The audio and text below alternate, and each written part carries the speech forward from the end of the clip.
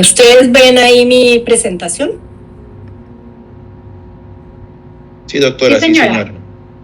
Bueno, muchísimas gracias. Entonces, vamos a dedicar esta primera parte de nuestra sesión a lo que tiene que ver con la gerencia del talento humano. Vean ustedes que son muchos los aspectos que tienen que ver en lo que es la administración de una parroquia, de una diócesis, de una vicaría, y todos estos elementos pues obviamente nos interesa conocerlos, aprenderlos, tenerlos muy presentes. Entonces miremos por ejemplo qué es la función del área de recursos humanos. Así nosotros en nuestras parroquias, que a veces son muy pequeñitas, no tengamos lo que se llama netamente el área de recursos humanos, porque esa área de recursos humanos la desarrolla el mismo contador. Vean que me dicen a mí que el área de recursos humanos es el área que organiza y maximiza el desempeño de los funcionarios o del capital humano en una empresa, en una organización, con el fin de aumentar su productividad. Entonces tenemos nosotros que ha habido una evolución de lo que es el término del recurso humano. Primero se llamaba el Departamento de Relaciones Industriales, luego vino a conocerse como el Departamento de Personal, luego Gestión Humana, luego Talento Humano, y así ha venido evolucionando y seguirá evolucionando y tendrá muchísimos otros nombres como tal.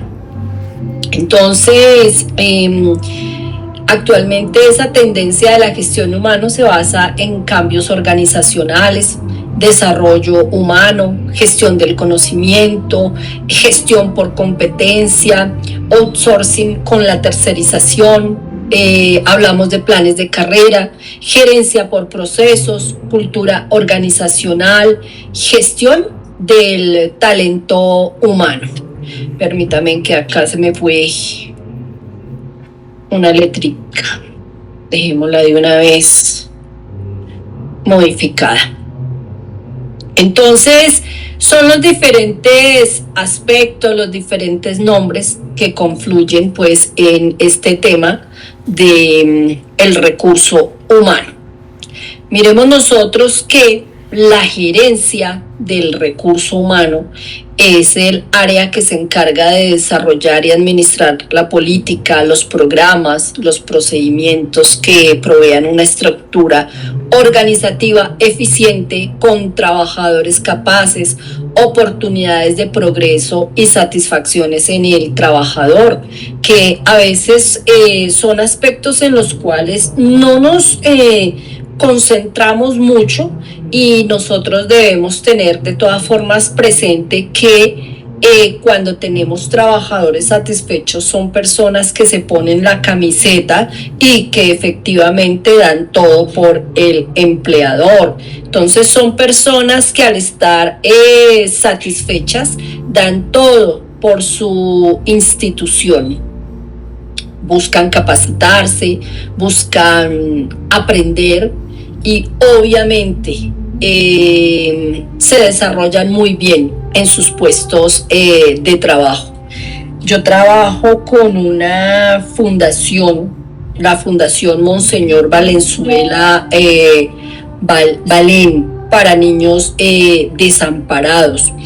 Es una fundación que hace parte de la Vicaría de Santa Isabel de Hungría. Pero allá se están entré a trabajar a esa fundación cuando el vicario episcopal de esa vicaría era Monseñor William Casas. Esa fundación tenía pocos niños a quienes le prestaban. Es un servicio, son niños pues discapacitados. Él se preocupó tanto yo le digo a usted aquí por la prestación del servicio para estos niños Les pido el favor que me cierren los micrófonos porque hay por allá un micrófono abierto. Entonces, habían 30, 40 niños. En este momento es una fundación que atiende más o menos 150 niños. Les prestan muchísimos servicios. Ellos tienen servicio médico. Entre esos, dentro de los servicios que prestamos es el servicio jurídico. Un servicio jurídico como tal que se presta a los padres de los niños, de los menores que están siendo atendidos precisamente en la fundación y que se les están brindando todos esos servicios. La fundación ha crecido de una manera impresionante. Me llama mucho la atención porque allá se le enseña hasta a las mamás de los menores todo lo que tiene que ver con preparar alimentos para que ellas puedan hacer esos alimentos y puedan venderlos y tengan formas, pues obviamente, de tener recursos para el sustento de los niños. Entonces miren ustedes que tienen que ser procesos totalmente integrales, los que se ofrezcan a través de estas instituciones de la iglesia.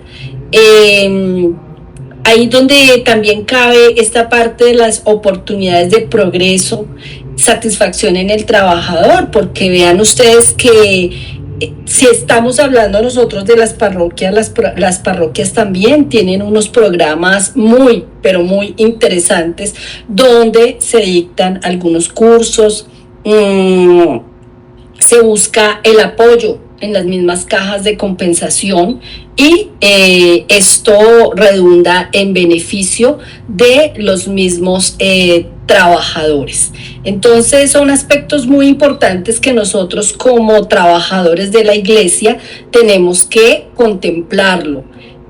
Ustedes van a ver que yo acá hablo de muchos aspectos y quizás van a decir, bueno, pero ¿qué tiene que ver esa fundación con nuestro curso de administración parroquial? Claro que tiene todo que ver, porque tenemos que mirar nosotros que, pues obviamente son recursos de los cuales se tiene que tomar acá, ya, porque cuál es como tal la misión de la iglesia, el trabajo por los fieles. Entonces acá están concentrados también los fieles y tenemos que, pues obviamente, ver nosotros cómo la iglesia es recurso para prestar ese beneficio a los fieles.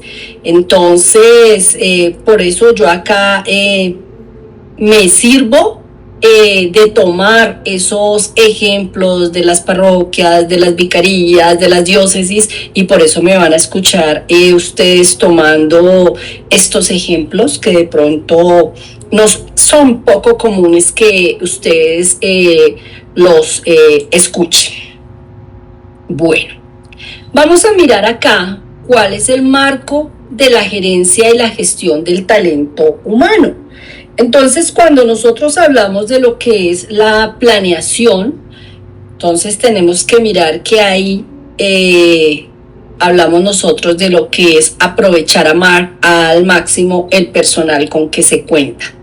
Pero miren, acá, a más de lo que yo les estaba diciendo, que era aprovechar para prestarle ese servicio a los fieles, entonces yo quería ir un poquito más allá, sino que se me fue un poco el hilo conductor, y ahí entonces yo quería decirles a ustedes y resaltar la actividad también de esos trabajadores satisfechos. Entonces ahí en esa planeación encuentro yo que esa fundación tiene una trabajadora.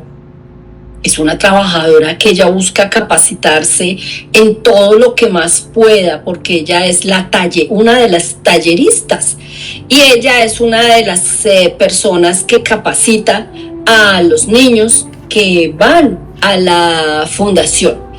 Entonces ella aprovecha muchísimo todo lo que ella más puede aprender, precisamente para enseñarle a los niños y para enseñarle a las mamás, precisamente para eso, para que tengan una forma de encontrar ingresos, porque pues las personas que van a esta fundación queda en el barrio México.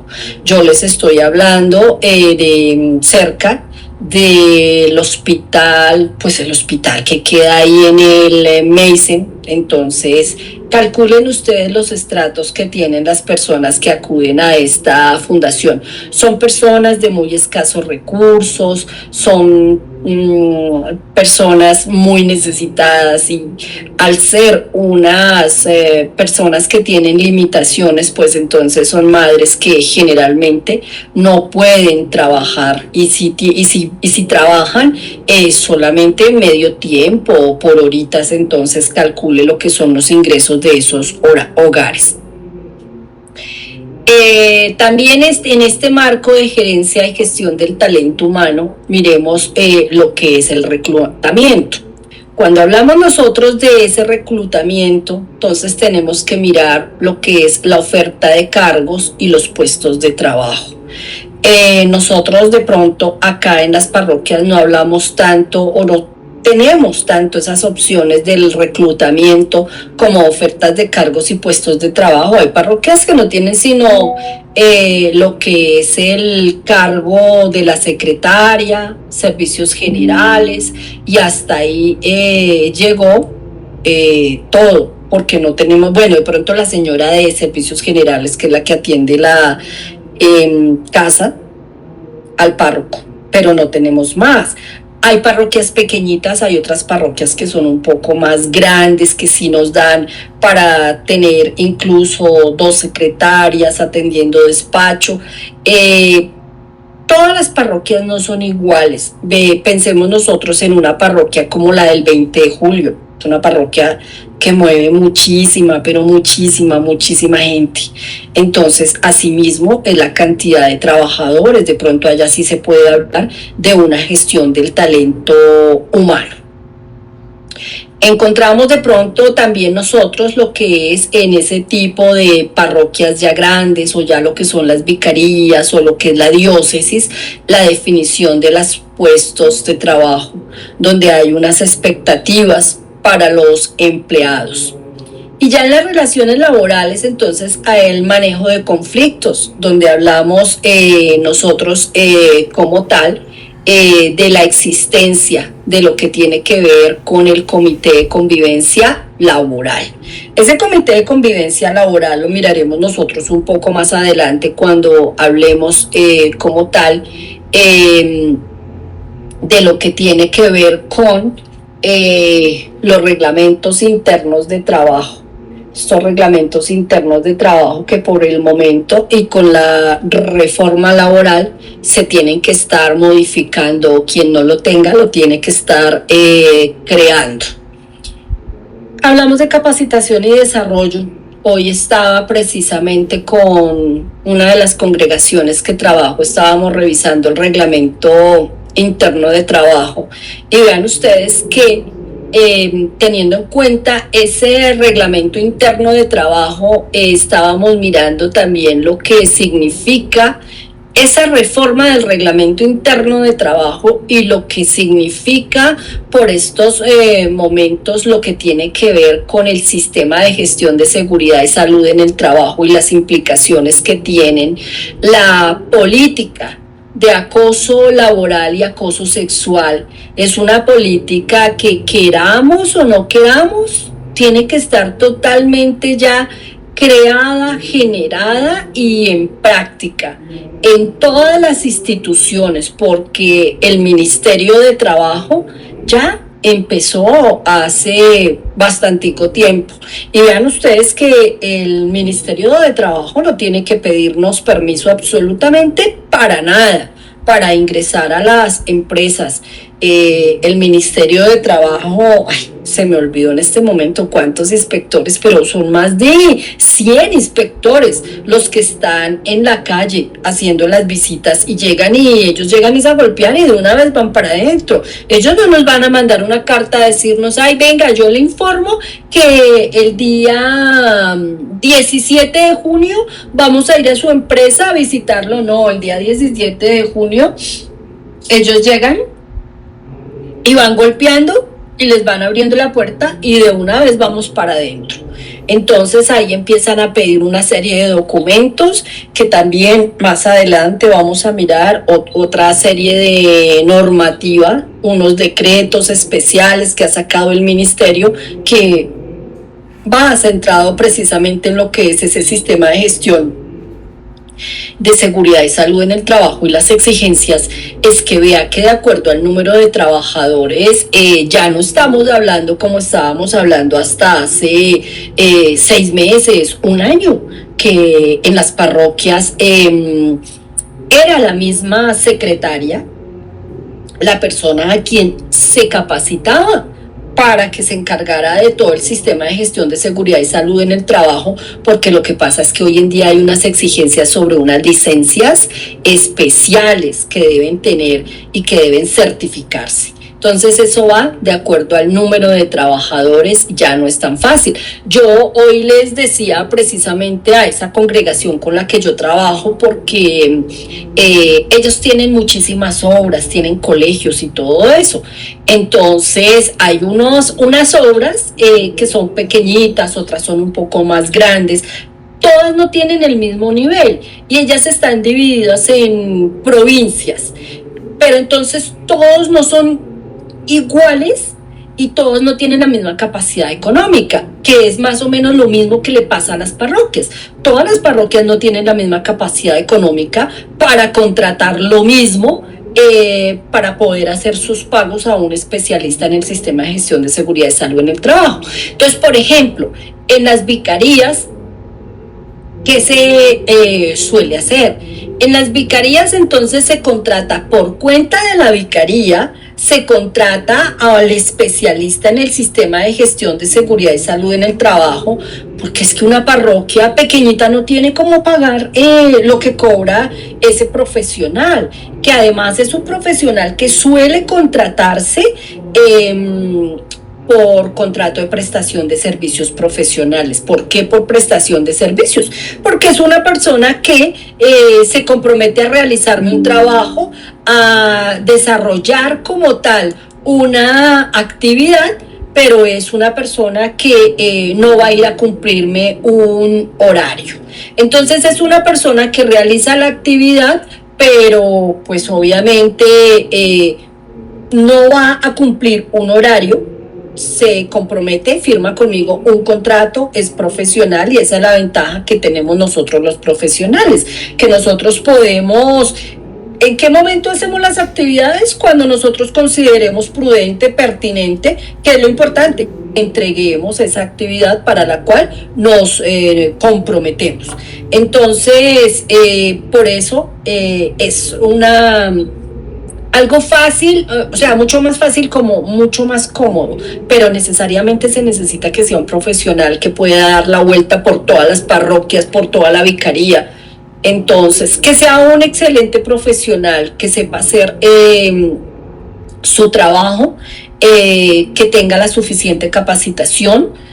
Entonces eso depende pues obviamente ya de cómo lo realicen y cómo lo organicen directamente a través de la vicaría, cómo estén organizados. Bueno, en cuanto a la parte de la comunicación, vean ustedes que eso también es muy importante. Escuchar al trabajador, porque es que a veces los trabajadores no son escuchados. Entonces nos encontramos nosotros con que el párroco un día amaneció de mal genio, bajó al despacho, ni siquiera saludó a sus trabajadores, y y la gente es lo mínimo que espera, o sea, cualquier persona, cualquier trabajador, es lo mínimo que espera entre compañeros de trabajo nomás, es lo mínimo que nosotros esperamos encontrar, es lo mínimo que nosotros debemos dar también cuando llegamos a nuestro puesto de trabajo. Yo siempre les he tratado de hacer ver y decirles a los mismos trabajadores, cuando usted se va para su puesto de trabajo, deje en su casa los problemas. Lo que pasó en la casa es de la casa. Cuando llegue a su puesto de trabajo, asuma lo que está ocurriendo en su puesto de trabajo, ¿cierto? Porque son dos sitios totalmente diferentes. Lo mismo cuando usted llegue a su casa, olvídese de lo que pasó en el puesto de trabajo. Aplique la política que debe tener la empresa, la institución, la parroquia, la vicaría, la diócesis, de la política de desconexión laboral. ¿Cuántos de los que están aquí conectados me pueden hablar de la desconexión laboral? ¿Qué es? ¿Quién me cuenta qué es la desconexión laboral?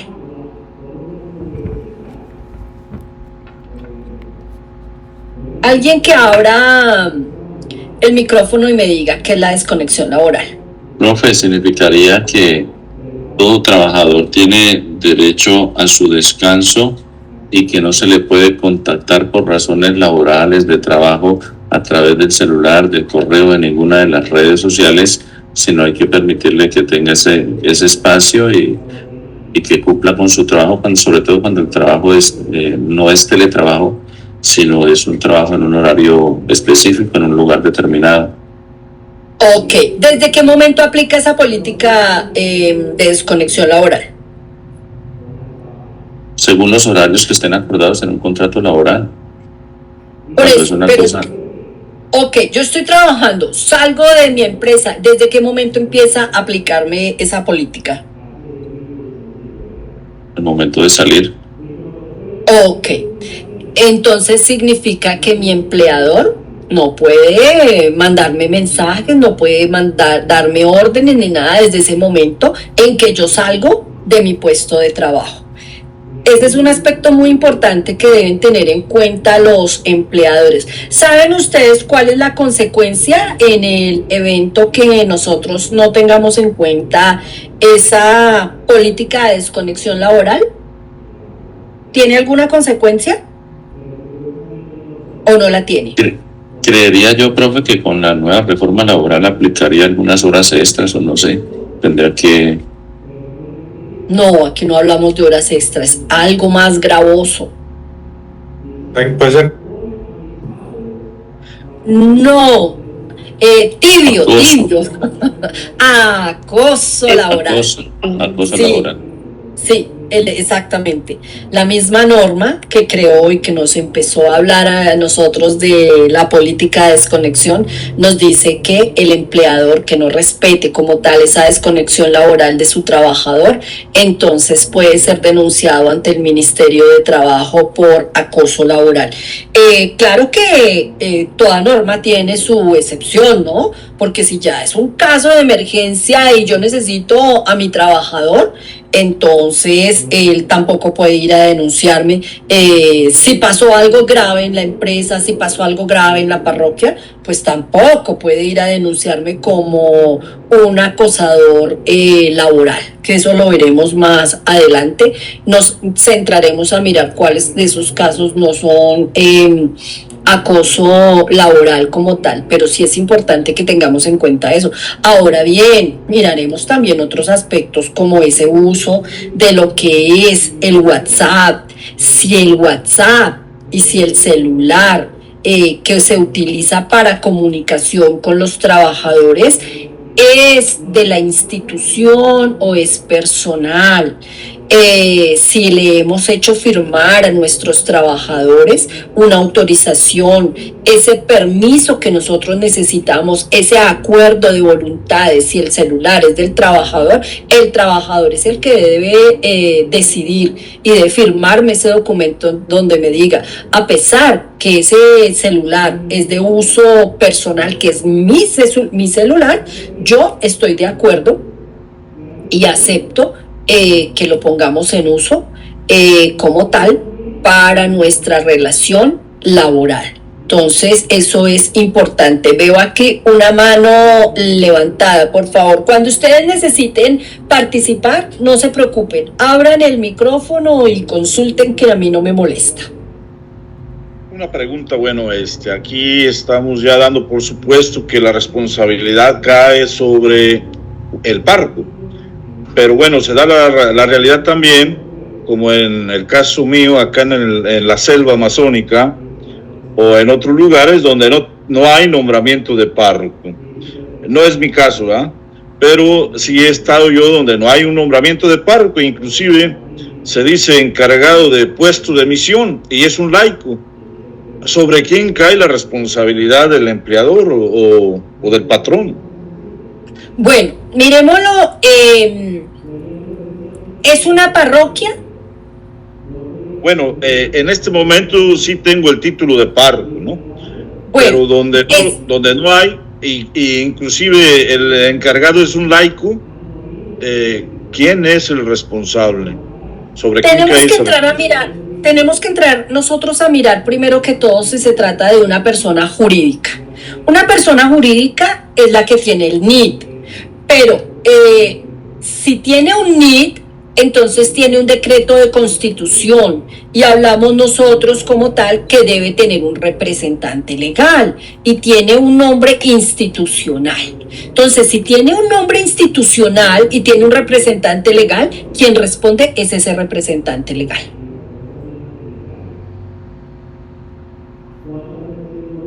¿Sí es claro? O sea, el señor obispo. En pocas palabras, sí. En pocas palabras, sí.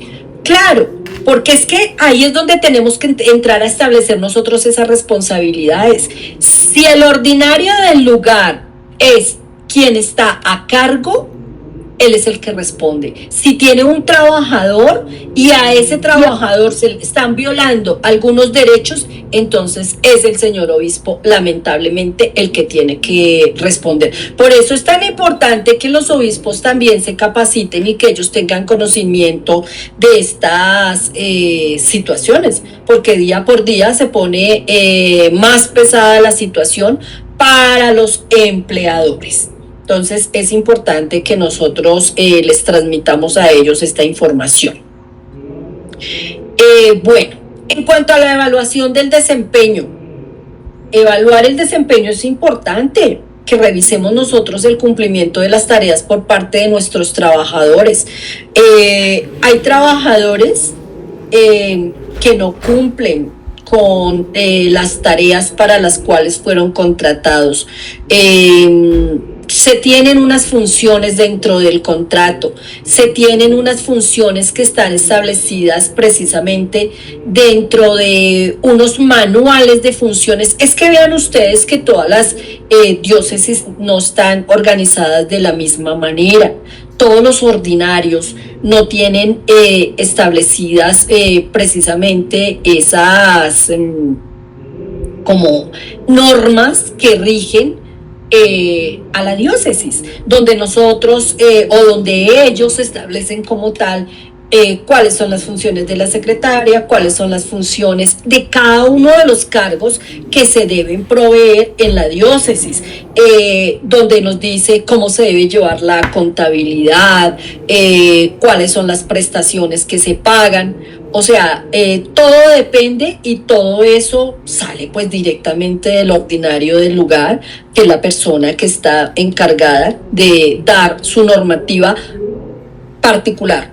Además de que debe saber que tiene una normativa que está establecida, pues obviamente en los códigos que se aplican precisamente para las relaciones, en este caso las relaciones laborales, y además de tener que saber Pues precisamente que todas las parroquias tienen que regirse por el derecho civil y que el derecho civil en este caso va articulado con el derecho canónico. Acuérdense que yo les hablaba a ustedes que nosotros tenemos un concordato y que en virtud del concordato Ley 20 de 1974 hay unos acuerdos que están establecidos que la Iglesia pues obviamente va a estar prestando su colaboración para con el Estado y donde el Estado dice que va a respetar el derecho canónico. Entonces es importante que nosotros tengamos en cuenta esos aspectos como tal. Bueno, ese cumplimiento de las tareas, vean ustedes que a veces tenemos nosotros algunos trabajadores a quienes el tiempo no les alcanza, pero no les alcanza porque se la pasan es haciendo visita más no trabajando. Y eso también es importante. Vea que aquí tiene que haber niveles de exigencia. En las parroquias tienen que haber niveles de exigencias y esas evaluaciones del desempeño sí que son importantes. Una autoevaluación por parte del trabajador y una evaluación por parte del jefe inmediato. Tienen que ser previamente diseñadas. No tiene que ser de pronto tan compleja como tal esa evaluación. Y miren ustedes que desde la diócesis se puede llevar a cabo ese trabajo, unos formatos, unos modelos, precisamente para que sean implementados en las parroquias y para que facilitarle la vida a los representantes legales de las parroquias y que nosotros podamos hacer procesos laborales justos. Vean ustedes que esta evaluación del desempeño va articulada con lo que les decía yo a ustedes del reglamento interno de trabajo, y el reglamento interno de trabajo me habla a mí de procesos justos cuando yo voy a despedir a un trabajador, y dentro de esos procesos justos yo tengo que establecer en mi reglamento interno de trabajo cómo son esos procedimientos, cómo los voy a aplicar y cómo los voy a establecer, cómo voy a llamar yo a un trabajador precisamente para aplicarle una sanción. Sí. En cuanto a una pregunta, buenas noches. En cuanto a los reglamentos internos de trabajo, ¿hay un número específico? ¿Todas las diócesis o vicariatos o parroquias están obligados o depende de trabajadores? Se supone que el reglamento interno de trabajo es para aquellas entidades, permítame y confirmo acá exactamente el número de trabajadores. Pero les voy a explicar por qué todo el mundo debe tener el reglamento interno de trabajo.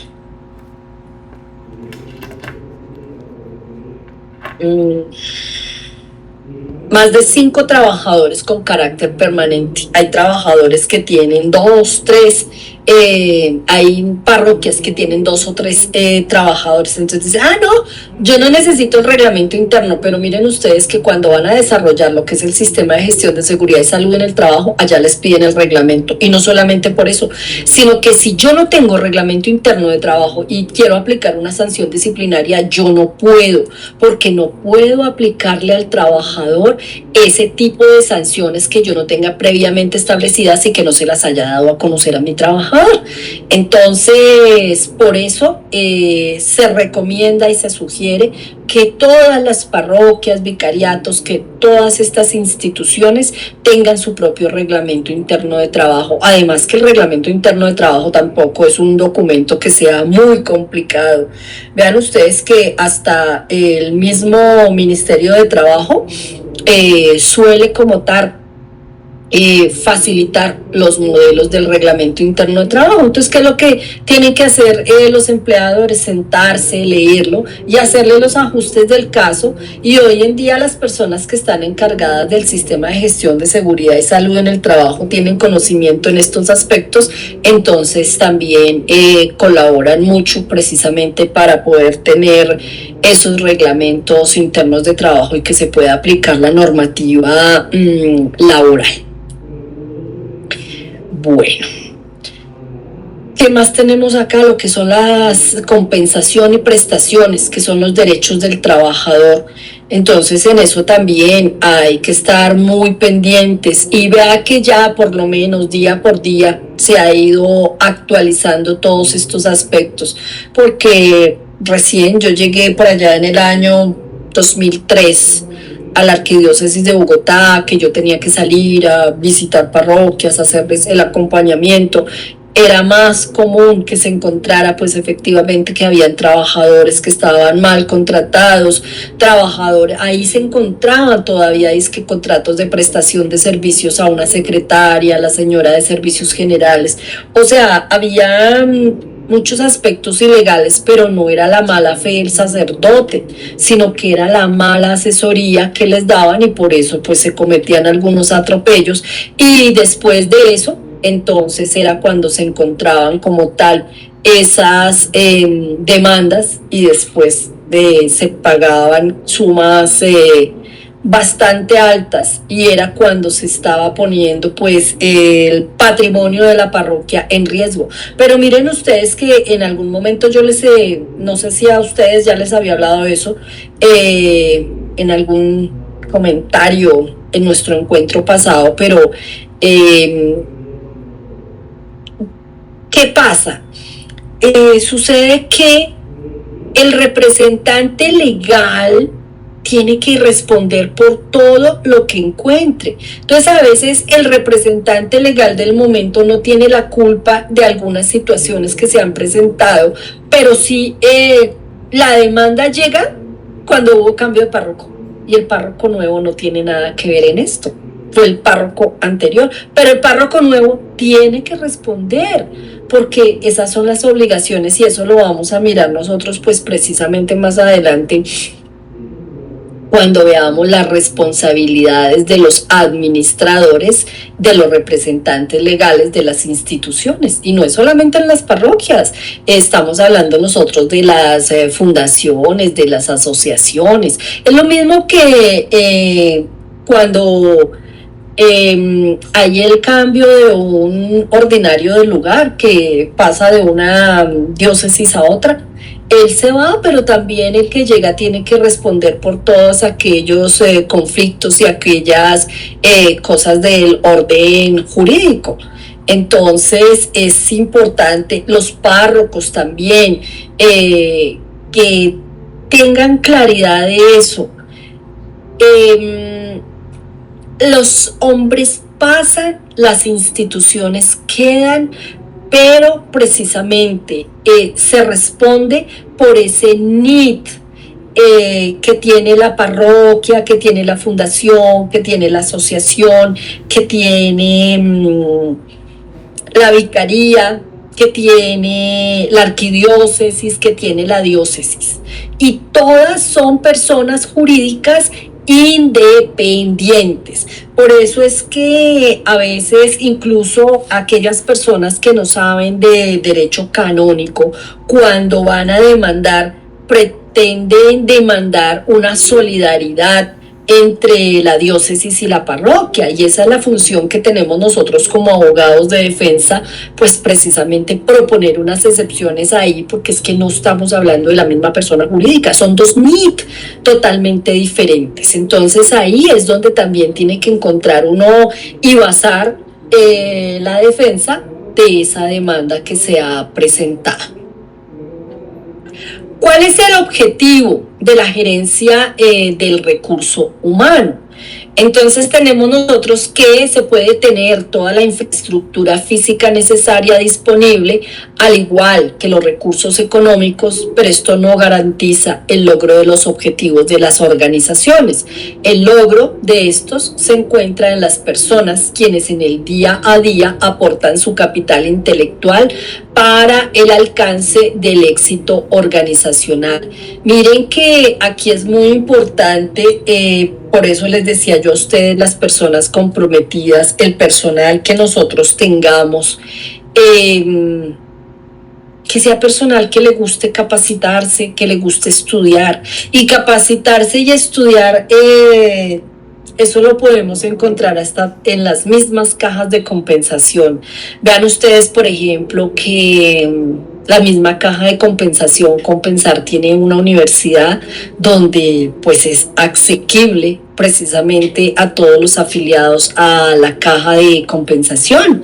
Y pues miren Uniminuto, miren algunas instituciones donde definitivamente pues es lo que yo pienso y lo que yo digo. El que quiere estudiar, estudia. El que no quiere estudiar y no tiene motivaciones en la vida, entonces encuentra mil excusas precisamente para no estudiar. Entonces, por eso yo no concibo una secretaria que no le guste como tal capacitarse.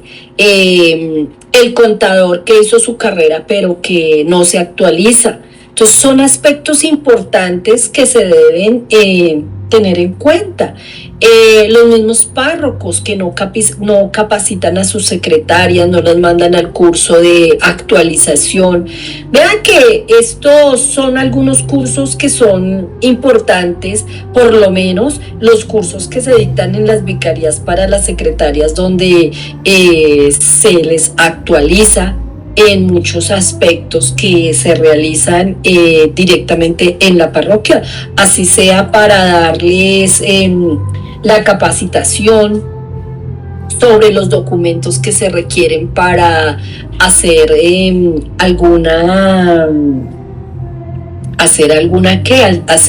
modificación a una partida, lo que se requiera, pero se necesitan personas preparadas y formadas que sepan dirigir y decirle a las personas en dónde les hacen las correcciones, porque vean ustedes que vamos a seguir mirando. Permítame un minutico a ver si tengo aquí a mano perdón, un segundo.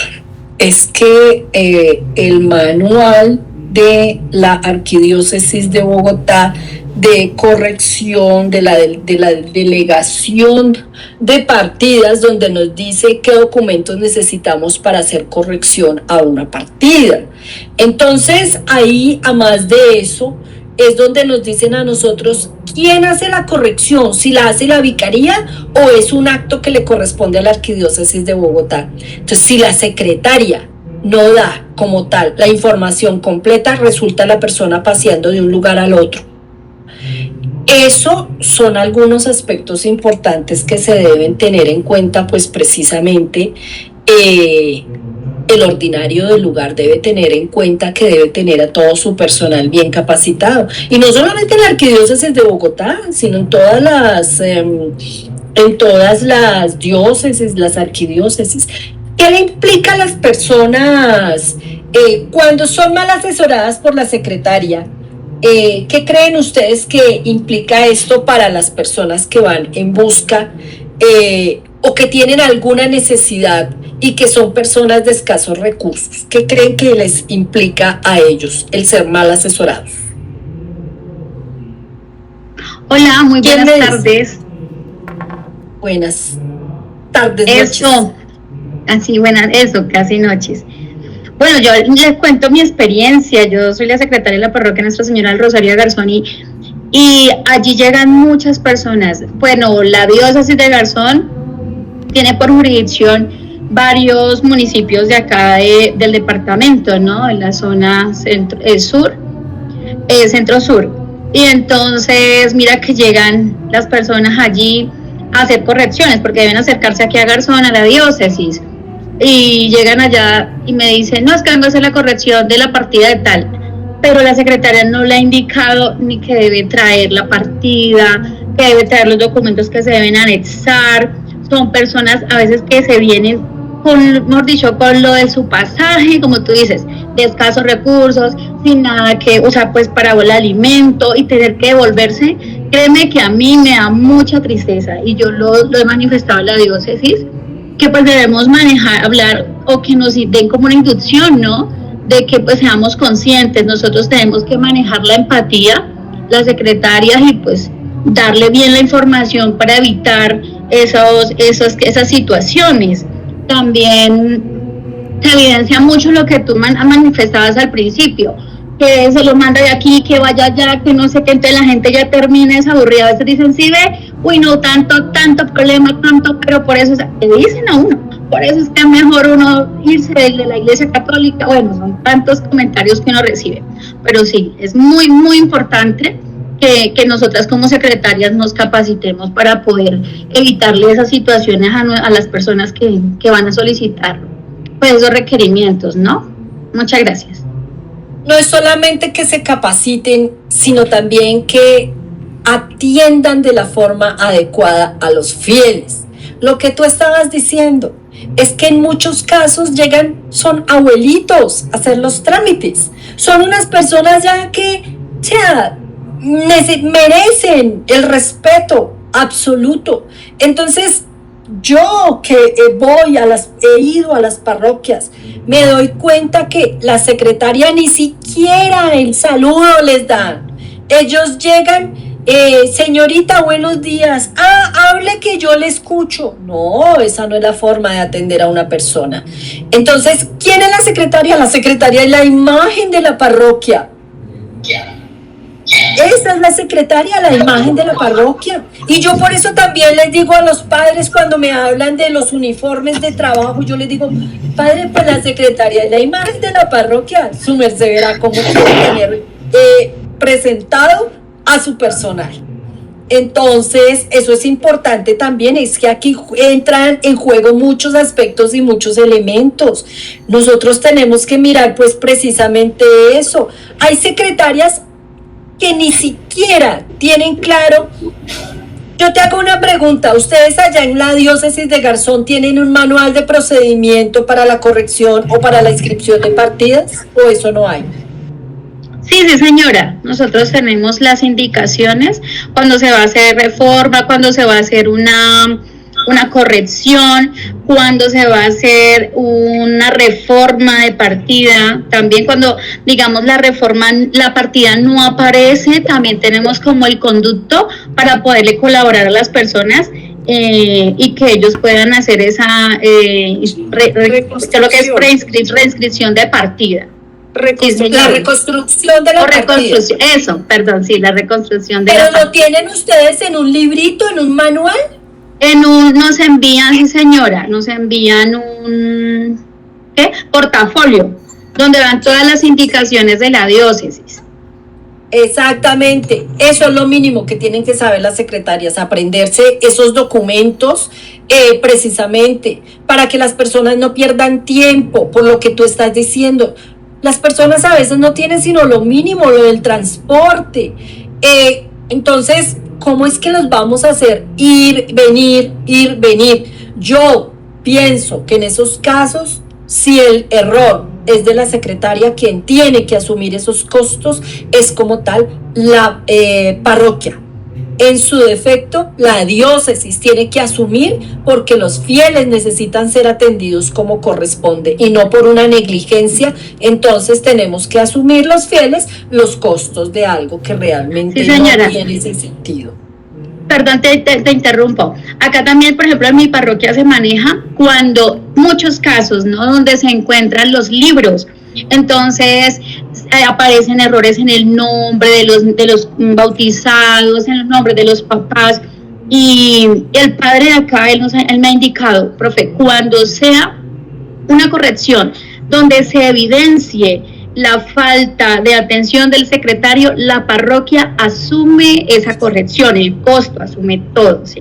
Porque a nosotras como secretarias nos trae la documentación. Ejemplo, sentar partidas de bautismo, entonces se solicita la copia al registro civil, allí están escritos en el registro civil los nombres de los padres, los nombres de los abuelos paternos sí se les hace que los traigan escritos, entonces yo soy muy contundente en decirles, por favor, escríbelos como están en la cédula y bueno, el nombre de los padrinos. Entonces nosotras pasamos eso al libro. En muchas ocasiones se pasa mal, con letra mal, y después llegan las personas a solicitar corrección. En ese caso, la parroquia asume todos los costos de corrección. Esa es la indicación que me ha dado el sacerdote acá. Bueno, ese es otro aspecto que más adelante, perdón un segundito, lo miraremos. Me parece muy curioso. Perdón, un segundito. Más adelante vamos a mirar quién hace la inscripción en los libros, a quién le corresponde, si es a la secretaria, si eso lo hace el párroco.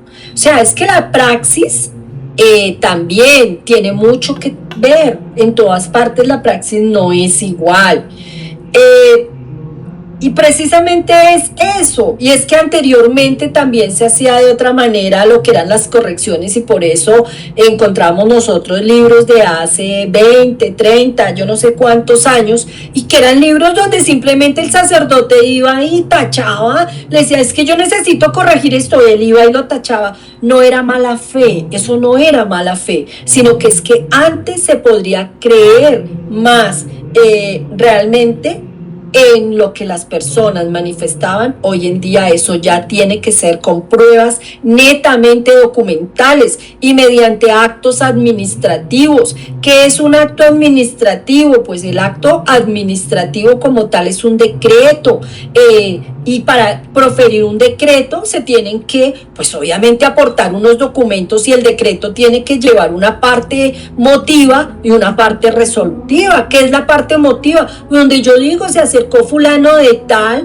y solicita la corrección de esta partida, y para solicitar la corrección de esta partida se basa en esto y esto. Y ya la parte resolutiva, una vez hemos estudiado los documentos aportados, entonces encontramos que, pues, o bien sea para aprobarlo o bien sea para negarlo, porque es que el decreto no solamente tiene que ser aprobando la corrección, sino que el decreto también puede ser para decirle no se aprueba porque definitivamente no aportó los documentos necesarios para que se llevara a cabo esa corrección. Pero pues eso lo vamos a desarrollar de a poquito en la que vamos avanzando. Ahora sí, ¿qué era lo que me ibas a, la persona que me estaba hablando, qué era lo que me ibas a decir? Era muy curioso cuando usted estaba hablando sobre la corrección de las partidas, porque yo trabajé, tuve una parroquia que el procedimiento de las correcciones de partidas eran negligentes. Porque ¿qué pasa? Que las correcciones las hacen acá en la diócesis del Magdalena, hay que acercarse a la curia para que nos hagan la corrección. Pero para eso, o sea, era lo que decía la compañera, la secretaria tiene como que dar las indicaciones de lo que usted tiene que ir a hacer a la curia. Entonces en esa parroquia pasaba de que la secretaria, ¿cómo es que? Decía, usted tiene que ir a la curia a corregir y ya. Ok. Adelantándonos un poquito, yo le voy a pasar a Jessica, ya que estamos acá. Jessica, ¿estás ahí? Sí, señora.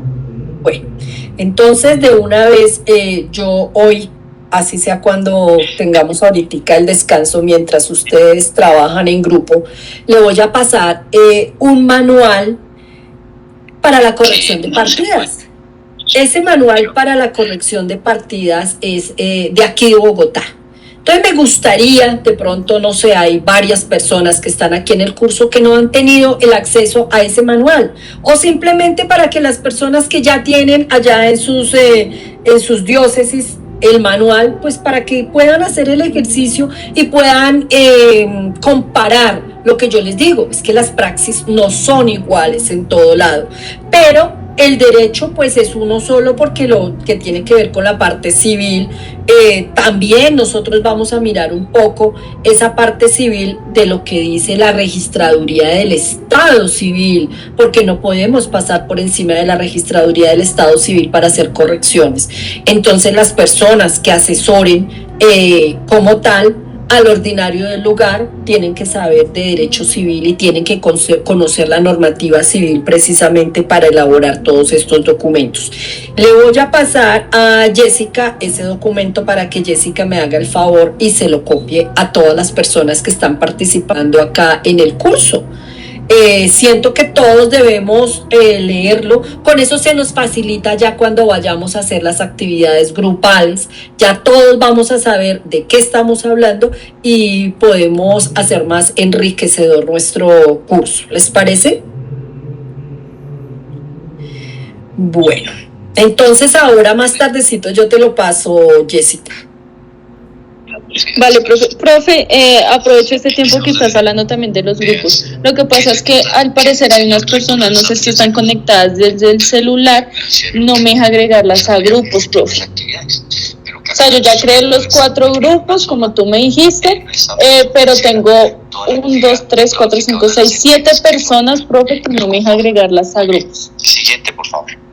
Que de pronto están desde el celular o... Y entonces ahí, ¿cómo podemos solucionar eso, Jessica? Porque toca hacerles saber a todos los participantes que nosotros de manera permanente vamos a trabajar en grupos.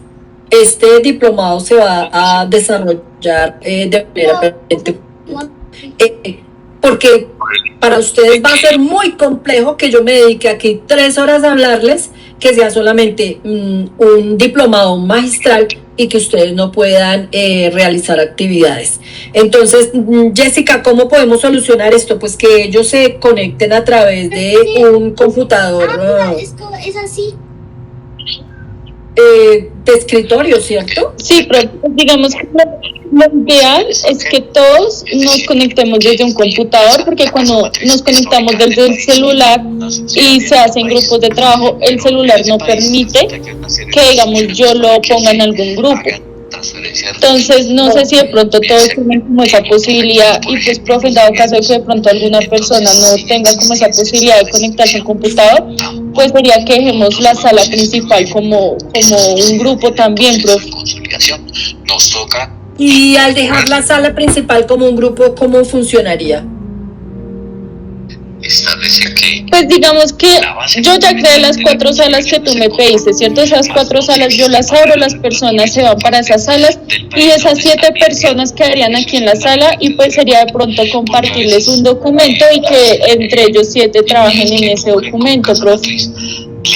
O sea, sería que ellos nos manifiesten hoy los que no pueden en un momento dado conectarse a través de un computador, ¿cierto? Para que... Sí, señora.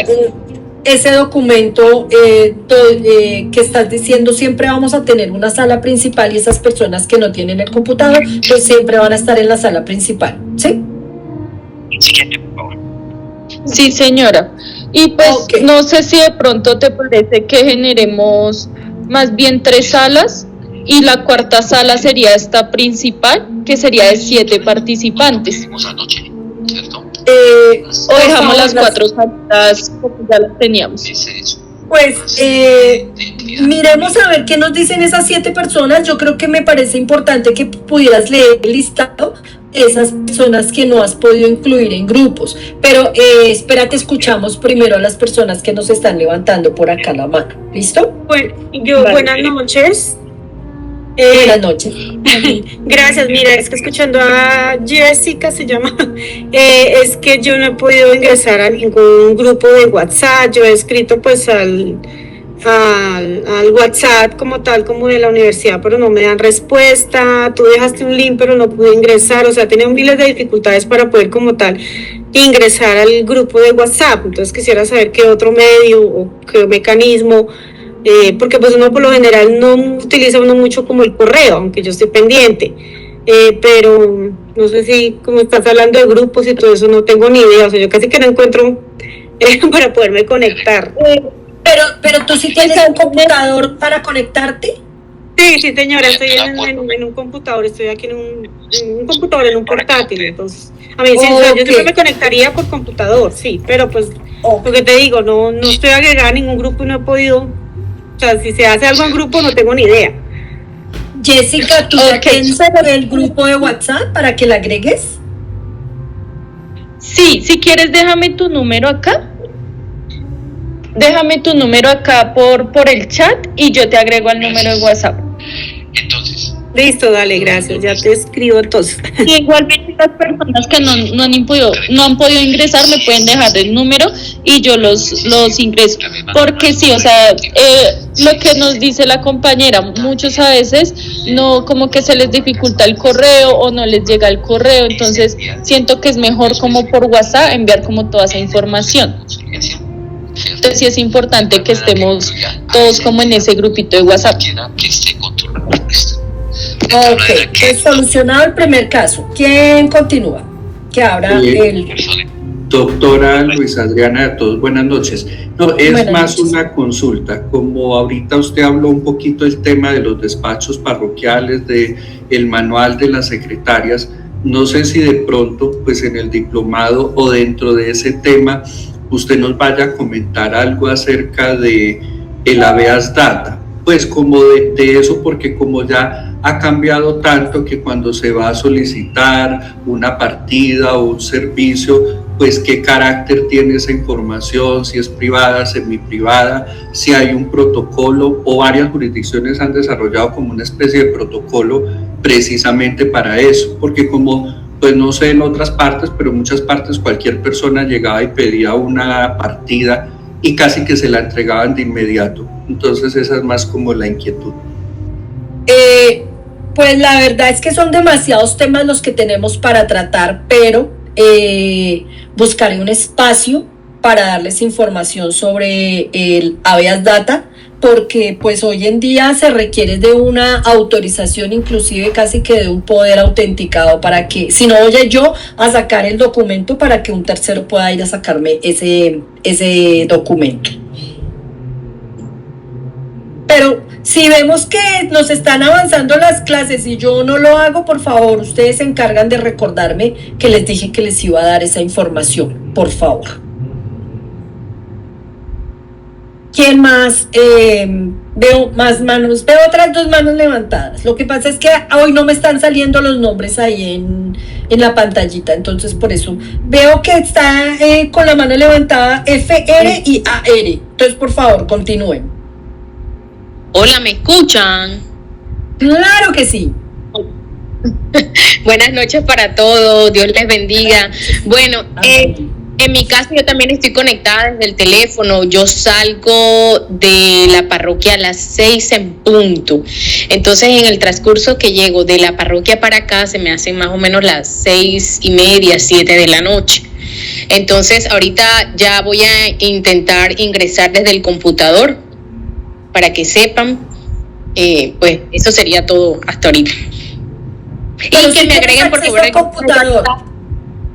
Sí, tengo computador, ya ahorita voy a tratar de ingresar ya desde este momento desde el computador, pues para que estén informados que más o menos entre 6:30, 7 de la noche estoy ingresando al computador, porque en estos momentos estoy en el teléfono, porque recién llegué del trabajo.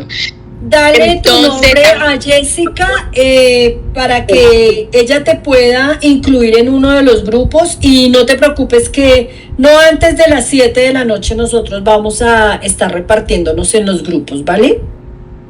Ok, perfecto. Y por favor que también me agreguen al grupo de WhatsApp, que no estoy en el grupo. Gracias. Dale los datos. Me queda levantada la mano de FR. Buenas noches. Quería preguntar, ¿uno se puede acceder a esos grupos por medio de una tableta? No, no señora, a veces como por las tablets tampoco dejan. ¿Me confirmas tu nombre y yo te aviso si de pronto? Entonces ahí se completaría, digamos, el grupo económico. Es que no me aparece. ¿Tú eres Fray? Manuel. Control directo e indirecto. Recuerden que ya no hay esa diferencia. ¿Tú eres Manuel Alfonso? Directo, pero se tiene control. Y adicionalmente. Sí, él es Fray Manuel. Aparece como Fray Manuel Alfonso Vargas. Ok, sí. Entonces por la tablet sí te deja, porque aquí ya me aparece que tú ya estás en un grupo. Listo. Hay una situación también, así como hemos hablado tanto de control. Hay control. No te escucho. No sé si los demás lo escuchan. También es posible que esta. Es que por allá, en el fondo, Hay control. Administrador tiene sonido alto. Una grabación al fondo. Sí, hay una grabación al fondo. Listo. ¿Alguien más tiene dificultad? Jessica, ¿te dieron la información? Profe, bueno, profe, pues digamos que las personas que yo tengo que no me dejan agregar a WhatsApp, a un grupo, sería Ángela Garzón, Faber Andrés, Ferney Pereira, Julián Mogollón, Noé Leutama, Paulina Lara y Ginette Balsa. Son las personas que no he podido agregar a ningún grupo. Si se encuentran... Hola. Sí, yo ya le di a aceptar, ya estoy ahí incluida en el grupo. Gracias, Jessica. ¿Y cuál es tu nombre? Paulina Lara. Buenas noches. Buenas noches. No, pero me refiero a que si de pronto estás conectada del celular, no, porque no me deja agregar a un grupo de ti. No, estoy acá desde el computador, desde un portátil. Ginette Balsa, igual yo también estoy conectada desde el computador. Ángela Garzón también está desde el computador. Perdón un segundito. Buenas noches. Inglés también está desde el computador. Señor, sí, buenas noches. Buenas noches, soy el padre Julián Mogollón. Ella decía, pero yo estoy agregado en un grupo. Dice administración parroquial y ha entregado varios y ahí estoy incluido. Ella me mandó la invitación y yo la acepté. A no ser Padre que Julián. Sí. Jessica, que vamos a Padre Julián ya está aceptado. Sí, tiene 18 miembros. Es más, por celular te manda automáticamente la invitación también. Y tú solamente es aceptar y te manda WhatsApp para que tú te unas. Desde el teléfono también se puede hacer, así lo hice primero y ahora estoy conectado desde el computador y no sé si existe otro grupo más, no sé. Sí, lo que pasa es que, mira, vamos a manejar dos grupos. Uno es el grupo de WhatsApp, que es como donde vamos a enviar toda la información.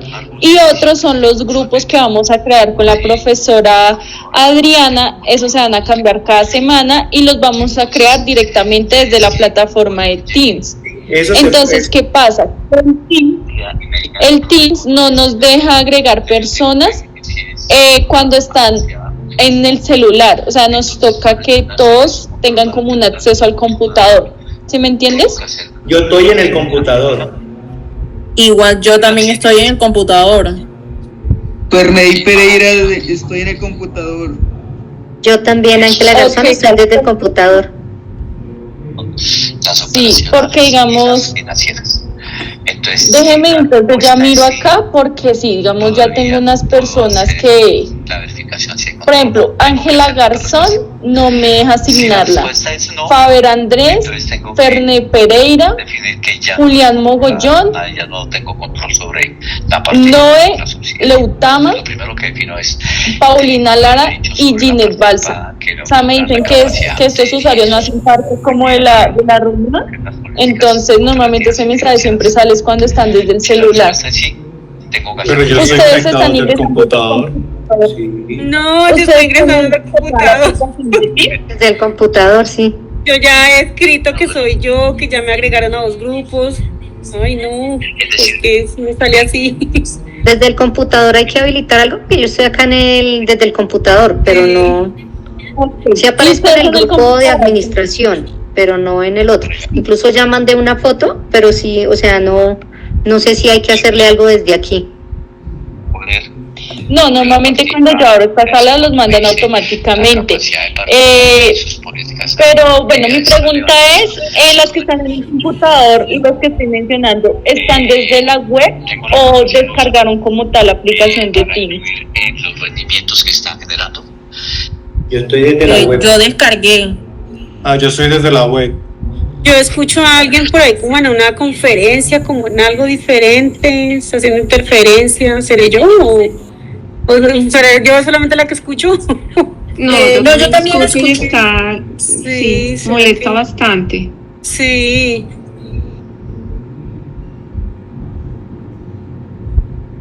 Ya cerraron ese micrófono. Veo todavía una mano levantada, la de Fere.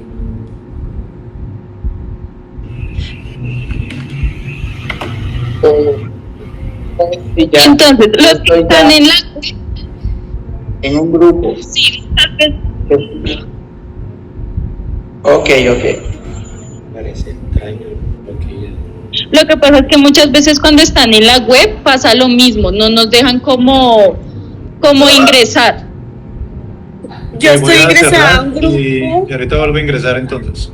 Estoy ingresada a un grupo que es administración parroquial. Hoy, Jessica, para el trabajo que vamos a hacer, los dejamos en la sala principal y mientras tanto, no sé, tú te comunicas con ellos y los vas asignando o cómo lo hacemos, porque si no se nos va a ir todo el tiempo acá. Sí, profe, pues si quiere hagamos lo siguiente, o sea, yo ya tengo, como te digo, como las 4 salas conformadas y tengo esas 7 personitas que nombré que no me deja asignarlas. Entonces, si quieres por hoy, trabajamos de pronto que unos trabajen en la sala principal y ya después solucionamos como todo eso por el grupo de WhatsApp, vamos aclarando como todas esas, como para que la siguiente sesión no tengamos estos problemas. Bueno. Entonces, continúo con mi presentación, ahorita vamos al descanso y luego vamos al trabajo en las salas, ¿de acuerdo? Bueno, entonces, pasemos rápidamente a lo que son los objetivos de la gestión de talento humano. Entonces, tenemos nosotros que dentro de esos objetivos está el crear, desarrollar y mantener un grupo de personas con habilidades y motivación para el logro de objetivos. El desarrollar condiciones organizacionales de aplicación, ejecución, satisfacción plena de talento humano y alcance de objetivos individuales. El ayudar a la organización a alcanzar sus objetivos y realizar su misión. El cuarto es proporcionar competitividad a la organización. El quinto es desarrollar y mantener la calidad de vida en el trabajo. El sexto es administrar el cambio. El séptimo es establecer políticas éticas y desarrollar comportamientos socialmente responsables. El octavo es cumplir con las disposiciones legales, es decir, lo que está establecido en la normativa pues obviamente estatal y en nuestro caso también en la normativa canónica. Para el logro de cumplimiento de objetivos, entonces tenemos que mirar nosotros también lo que es la gerencia de la empresa, la gestión humana y de personal. En la gerencia de la empresa, entonces debe estar el apoyo incondicional de la alta gerencia en todas las políticas de personal. ¿Quién es la alta gerencia? Pues el representante legal de la entidad, en nuestro caso, en las parroquias, pues el párroco. La gestión humana, entonces, nos establece lo que es la comunicación, la información entre los niveles institucional, intermedio y operacional. Es imprescindible el intercambio de ideas entre las distintas jerarquías de la empresa. Entonces, miren ustedes que acá es importante, pues, ese contacto que se tiene entre el representante legal, que en nuestro caso estamos hablando del sacerdote y estamos hablando pues acá de lo que es la secretaria, que es quien está en el despacho parroquial como tal. A veces hay algunas parroquias como tal, que no es solamente una secretaria, sino que encontramos algunos auxiliares. Entonces eso depende del orden jerárquico que se tenga en cada institución. Por eso les insisto yo mucho, la praxis no es igual en todas las diócesis, en todos los ordinarios del lugar no tienen establecido de la misma manera como tal las instituciones, las parroquias. Y tengan ustedes en cuenta que eso obedece como tal al número de trabajadores, de funcionarios en las instituciones. Y vean ustedes que acá no solamente, como les digo, no solamente aquí estamos hablando nosotros de parroquias, sino aquí también hablamos nosotros hasta del seminario. También se nos puede aparecer a nosotros dentro del cumplimiento de estos objetivos de estas instituciones, podemos pensar nosotros del seminario, las vicarías, o sea, todos los que estamos acá sabemos más o menos de qué estamos hablando, pues precisamente porque ya conocemos lo que significa estar en entidades eclesiales. FR, todavía la mano está levantada. ¿Seguimos con dudas? ¿O podemos bajar esa manito?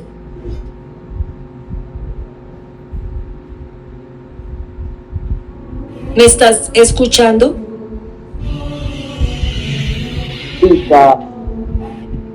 No sé cómo bajar esa manita.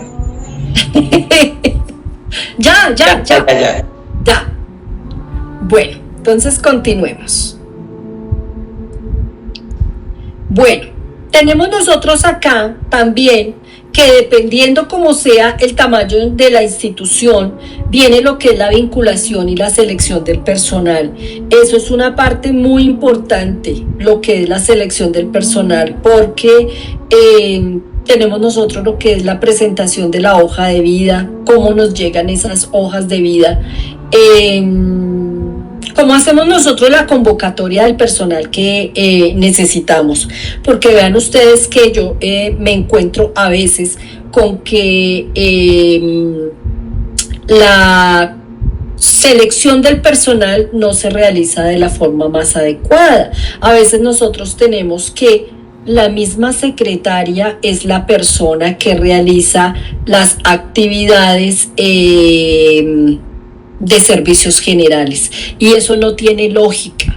Eso no tiene lógica porque se necesita preparación para eso.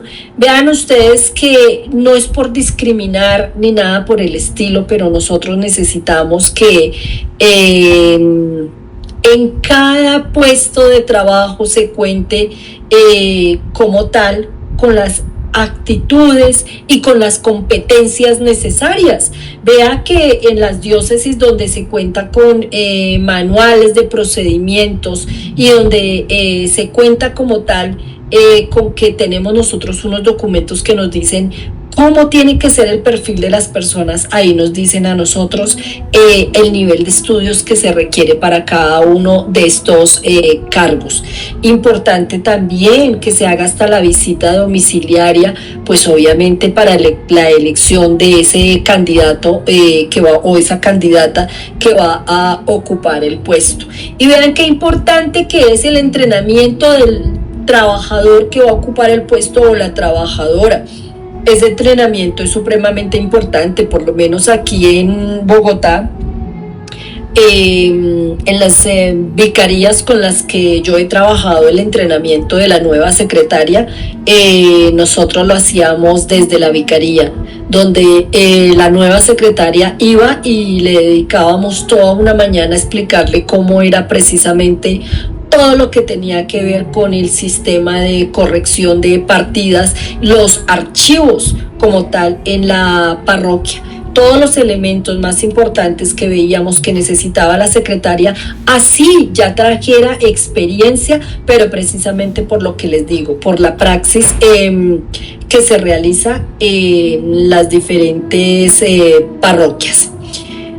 En cuanto a lo que tiene que ver con los requisitos de contratación, yo siempre hago énfasis, y asimismo les hago el énfasis a ustedes hoy, aquí y ahora, y les digo, no contratemos y no permitamos que las personas ingresen a laborar si nosotros no tenemos la práctica de los exámenes médicos, si nosotros no tenemos ya diseñado, elaborado, firmado un contrato de trabajo. Vean ustedes que cuando la persona no firma el contrato de trabajo, la misma norma laboral me dice a mí que si yo no tengo un contrato firmado, es como, o sea, que si mi contrato es verbal, es un contrato a término indefinido. Y las nuevas implicaciones de la reforma laboral me habla de los contratos a término indefinido, y allá vamos a llegar con todos los contratos de trabajo. Ya no es como veníamos hablando nosotros, que podíamos hacer reformas de los contratos de trabajo de manera indefinida, porque ya nos dicen a nosotros que con la cuarta renovación ya el contrato se vuelve de carácter indefinido. Sin embargo, pues yo soy de las que digo, no le tengan miedo a los contratos indefinidos. A los trabajadores también, a los malos trabajadores se les puede dar por terminado un contrato de trabajo indefinido. Haciendo buenos procesos, nosotros también podemos terminar esos contratos, pero esto también volveremos a esto cuando ya vayamos a la parte laboral. Vean que les he mencionado a ustedes el tema de las competencias laborales. Esos son conocimientos, habilidades y actitudes necesarias para llevar a cabo exitosamente una determinada actividad laboral. Hay personas que no cuentan con las suficientes competencias laborales ni siquiera para contestar un teléfono. Entonces, por eso es que yo digo que es muy importante que nosotros hagamos unas buenas selecciones acá de personal, pero si nosotros no hacemos esa buena selección de personal, después no sabemos qué hacer con esa secretaria. Veo una manita arriba, señora. Gracias, doctora. Yo tengo una pregunta. Bueno, para mí todo esto es nuevo porque pues les comenté que yo no vivo en Colombia y no trabajo aún en una parroquia, pero con base en lo que acaba de comentar, ¿cómo es en Colombia el proceso de mirar, hacer, ¿cómo se llama eso? Como mirar toda la parte de comportamiento frente a población infantil y población vulnerable con las personas que trabajan en una parroquia? Porque aquí en Estados Unidos uno tiene que hacer unos cursos, así sea uno para ser voluntario, para trabajar con niños, con adolescentes y con personas mayores.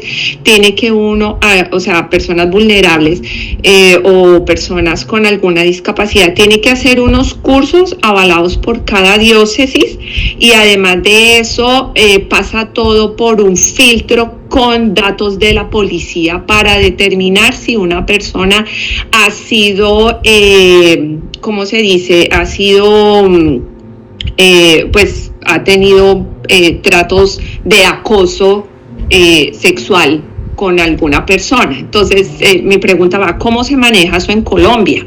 ¿Si hay algún tipo de filtro en estos aspectos? Es que precisamente acá nosotros ya contamos con unos manuales de conducta, y nosotros ya contamos con unos sistemas donde se consultan las cédulas y a las personas que van a trabajar con menores de edad. Ya se están teniendo muchísimos más controles. Entonces hay unos compromisos, unas cláusulas de conocimiento y de promesas de observancia que se le hacen firmar a las personas que aspiran a trabajar con menores de edad, precisamente por todos esos abusos que se han cometido con los niños. ¿Qué es una promesa de observancia? La promesa de observancia es donde se tiene un manual de conducta y la persona como tal se compromete a recibir formación de carácter espiritual y psicológica, donde pues obviamente va a cumplir con unos lineamientos que se han fijado a través de la iglesia precisamente, y a tomar unos cursos y capacitaciones donde la persona como tal pues obviamente establece su responsabilidad y el cumplimiento de las obligaciones para el tratamiento con menores de edad. Gracias. Vale, con gusto. Profesora. Doctora, perdón, yo hago un aporte. Sí, claro. También desde la conferencia episcopal también se está implementando el tema de la cultura del cuidado, en la cual las personas que trabajamos, inclusive sacerdotes, todo el tema que trabajamos en la parte eclesiástica, se nos capacita, ¿sí? Para nosotros velar por el cuidado, ¿cierto?, de las personas que asisten a los templos en los diferentes contextos, catequesis, encuentros de grupos apostólicos. Entonces se nos capacitan las líneas en cómo debemos actuar, cómo debemos apoyar también a nuestros sacerdotes en ese tema. Y bien que esto va muchísimo más allá, porque esto ya ha llegado hasta a los colegios, a los profesores también. Existe una norma que establece que a ellos se les tiene que consultar si ellos tienen antecedentes de afectaciones que hayan tenido con menores de edad. Una observación, aquí estamos hablando de contratos firmados laborales, ¿va? Pero en las parroquias hay muchos voluntariados. ¿Cómo se distingue? Por ejemplo, mi equipo de catequistas que son voluntarios, en cierta manera, y bueno, no tienen un contrato laboral. ¿Hay algún otro proceso? Bueno, lo que pasa es que los contratos laborales son aquellas personas que se contratan directamente para prestar unos servicios para la institución, y son personas que reciben unos salarios, unas prestaciones, y para quienes el empleador tiene unas obligaciones, mientras que el contrato de voluntariado, que es uno de los contratos que se ha mal interpretado, porque el contrato de voluntariado es precisamente para personas profesionales quienes ofrecen prestar un servicio de manera gratuita. Pero ¿cuál es la característica? Que yo como profesional y como experta en derecho laboral y especialista en derecho laboral, veo que tienen que ser personas que no pasen de prestar de manera gratuita un servicio más de 4 horas en una semana, porque también eso es lo que yo me he encontrado en muchas parroquias.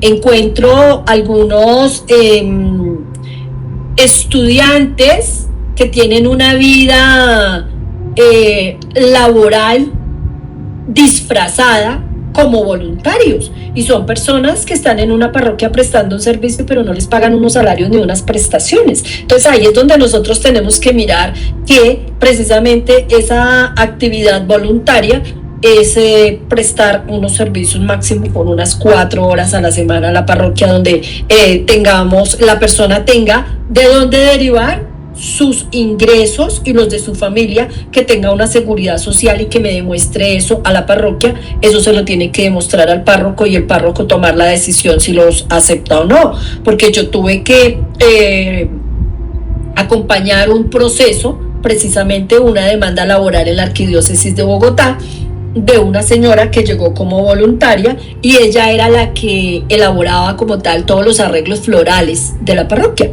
Entonces la señora llegó y eso lo hacía en 1 hora, y eso de 1 hora poco a poco se volvió algo de manera permanente. Entonces al comienzo ella decía, no, yo vengo porque yo quiero, no sé qué.